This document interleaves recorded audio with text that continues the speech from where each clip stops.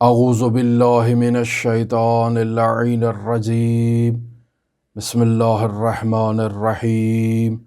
الحمد للہ رب العالمین الصلاة والسلام علی اشرف الانبیاء والمرسلین وعلی آلہ الطیبین الطاہرین المعصومین الذین اذہب اللہ عنہم الرجس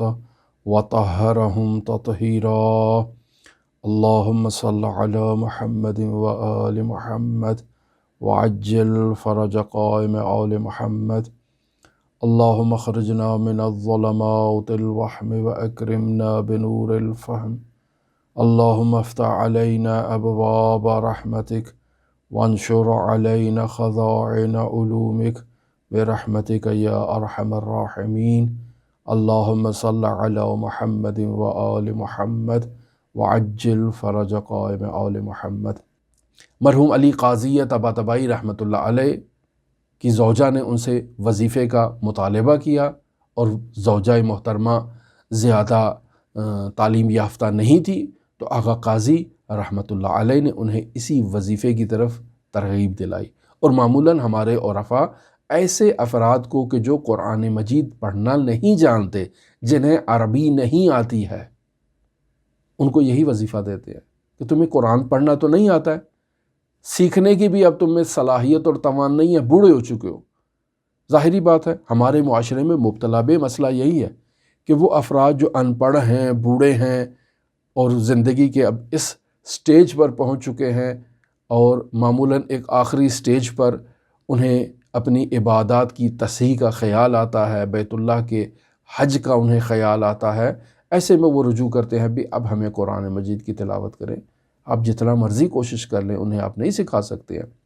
ہمارے ساتھ بھی ایک ایسا واقعہ پیش آیا کہ ایک، میں سمجھتا ہوں 60-70 سال کا ایک آدمی تھا، ہم کسی جگہ پر تبلیغ کے لیے گئے ہوئے تھے، تو اس نے حج پہ جانا تھا۔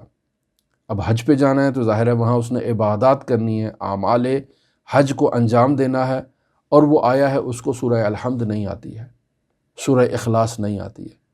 ہم نے کافی ٹائم لگایا اس کے ساتھ، بہت کوشش کی کہ کسی طرح سے اس کو سکھائیں، لیکن نہیں۔ بالاخرہ اس زندگی کے ایک اس سٹیج پر اور عمر کے اس حصے پر جب انسان پہنچ جاتا ہے تو وہ جتنی بھی کوشش کرے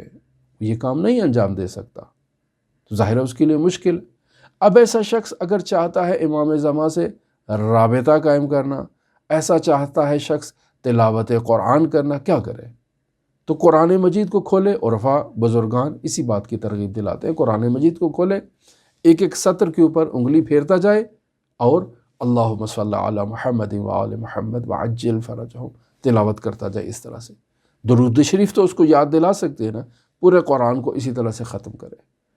اس میں اسے نظر علی المصحف کا ثواب بھی مل جائے گا، اس میں اس کو درود شریف کا ثواب بھی مل جائے گا، اور کم از کم اس کے ہاتھ میں سکلین میں سے ایک سکل تو موجود ہے۔